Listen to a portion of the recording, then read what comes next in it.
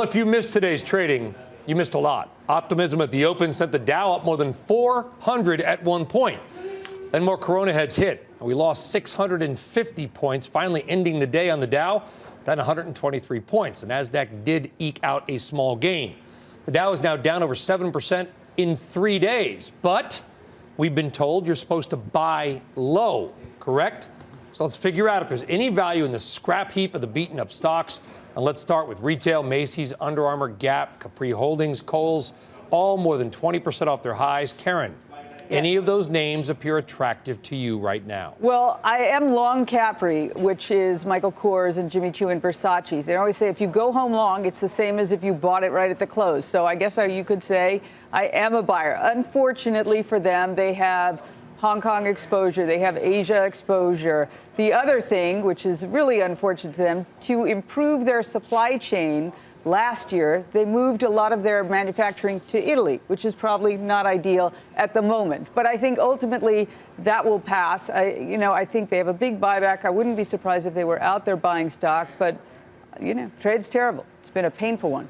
Well, if you think about all those names, and maybe not Capri, and I think I'll leave it to Karen, who actually does a lot of work on this. But if you talk about Macy's, you talk about Under Armour, not necessarily Kohl's, so maybe I'm backtracking my whole statement. But some of those are broken companies. And this is not the environment I think you go digging and dumpster diving. We were talking about dumpster diving when the market was at all-time highs, and you were looking for places where people were looking for underperformers.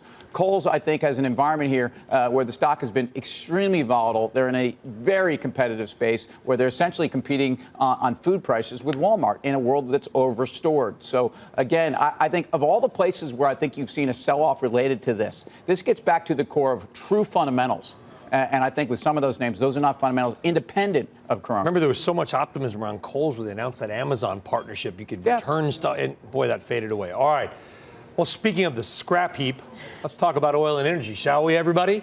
Because crude crumbling again. We are now below 40. Actually, we're below 48 a barrel, including the after-hours move, off another 3%. And with that move, shares of every major oil and gas stock went down with it. Guys, I want you to look at that chart, okay? If you're driving, you're on the radio, imagine a chart that is 20 years that looks like an icicle on the far right side. ExxonMobil is now at its lowest level since 2005, below levels of the financial crisis. Of course, oil was higher then. Other names like Chevron, Devon, Diamondback, also in a bear market. Gina, you're from the capital of oil drilling, Los Angeles. Any value in any of these names? You really gave me the dog today, because this is the dog of the entire market. And the fact is that the fundamentals for this entire sector are not great. Throw in a touch of coronavirus, and you are talking about China falling and their demand falling. They are the single largest importer of oil and the third largest importer of energy, consumer of energy around the world. Right, so that's bad. IEA lowering their demand. So you have to think about whether or not you even want to own this sector. We don't love this sector. If you have to be in this sector, the most defensive name is actually probably Exxon. Well, okay, so that chart was the XLE, not the price of oil, but oil was down to 48 and whatever change. Josh Brown made the point in the previous hour, Tim, ExxonMobil's dividend yield is almost 7%. Highest since all the way back to, I don't know, the first Star Wars, the real one. Is there any value in buying it for the dividend only? Well, I'll speak for myself. I don't chase stocks for dividend yields because I think in most cases those dividend yields are a function of adverse performance in the stock price that have taken them to like absurd levels, i.e. Macy's.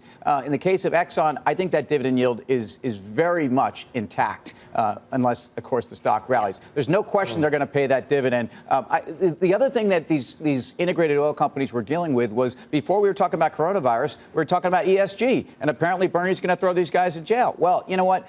From a flow perspective, this has been also a major headwind. I think ConocoPhillips and Chevron are two very well-run integrated oil companies that I would feel comfortable owning at these levels. It's interesting. Now, ExxonMobil, I get the 7% dividend. Their dividend's increasing for the wrong reasons, as we all understand that. And you can give up 7% in a day. So I'm with Tim on that one. And you haven't seen the flush yet.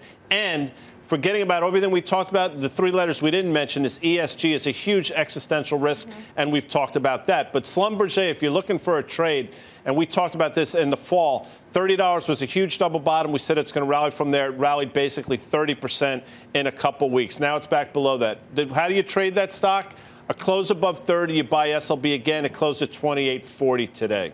Yeah, services CapEx budgets are coming down. By the way, these oil CEOs, we're going to talk to a bunch of them in about a week and a half at a conference, which we hope still goes on. ExxonMobil, if you're out there, open invitation, have Darren Woods call in. I've called or emailed them every day. I don't know what they're doing. Anyway, let's talk about technology. A bunch of names here, some tech stocks that are more than 20% guy off their highs. You got a big name, Cisco Systems, F5. Look at the Twitter, down 24%. I can't see what the far left one is. I think that's Xilinx. I'm getting old. Down 42% from its highs. Are you, Guy Adami, keen vision, by the way, buying any of these stocks? So I do. I had that. You have evil eyes. I had that LASIK thing years and years ago. It works, actually. Eagle Eye Cherry, good singer, by the way, also. Can you name a song? One hit wonder. Keep going. Twitter. And I listen to Twitter. Listen, I understand Xilinx has had a huge move to the downside. It started moving long before this whole coronavirus thing. So maybe it gets interesting around this $85 level or so. But Twitter, to me, is the one that sticks out as we go into this election cycle. Yeah, I understand it's been a volatile stock. But, here at $35, I think out of the names you just mentioned, TWTR is the most interesting. Okay. And lastly, some auto and auto-related names. Ford, GM, Advance Auto Parts, and Harley-Davidson. Again, I mean, listen, Tim, we're saying all these stocks are, down 20%. Of course they are. Any of those names look attractive to you? Well, so autos coming into all of this externality were really in a difficult place. And they're in a difficult place because of trade dynamics. There's certainly some secular issues going on in the sector. GM is a name I'm long. It's a name that's done nothing for 5 years. It's a name that down near 31, it's at the bottom of the 5-year range. It's a company with a great balance sheet. So if we're anywhere near getting a slower economy moving into a credit, that might be the next move for a lot of companies. I think Ford is one you got to be careful about. GM is not. Moody's was out today saying auto production globally is going to be down about 2.5% this year. Some of that's a function of Corona. Everything we've heard from people like VW is talk about supply chain and tech, supply chain and auto. This is a big deal. Yeah. So look at the underperformance here. This is an opportunity. Maybe it's not tomorrow, but I do like GM here. Yeah, no, I'm gonna back you up on that. I actually have the same views, and partially it's that they're down at option value. So this is a good value for GM, but also if you look at sort of the supply chain issues, I mean, you literally have manufacturing facilities idling and people waiting for things like car doors and other parts. So that's a really important component. Karen? I would echo that. I'm long GM, but the one name up there that I think really faces an existential crisis is Harley-Davidson. Right, revenues I just think that market might be ticker hog. Yeah, hog has been a dog. And by the way, quick trivia. I was looking at California auto dealers data from last year the other night because I have no life. I have no life. What was the third most registered car? What model? What company and model 68 in California Pontiac last year? GTO last year in convertible. California. You know what it was? Tesla Model 3. Number 3 overall registered car in California behind, I think, the Accord and the Camry. That's pretty unbelievable.